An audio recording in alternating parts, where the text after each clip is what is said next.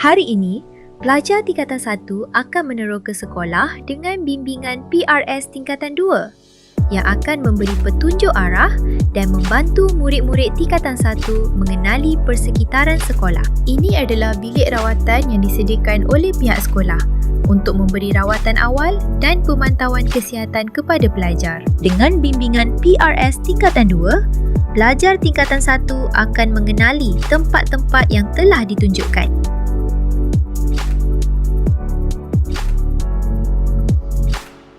PRS tingkatan 2 membimbing pelajar tingkatan 1 sepanjang penerokaan sekolah.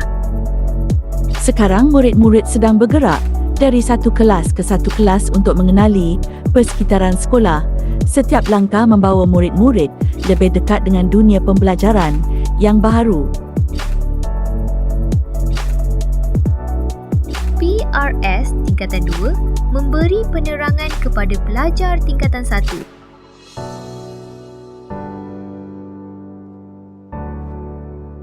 PRS tingkatan 2 menerangkan bahawa koperasi sekolah menjual keperluan pelajar. Sekarang murid-murid akan menuju ke destinasi seterusnya.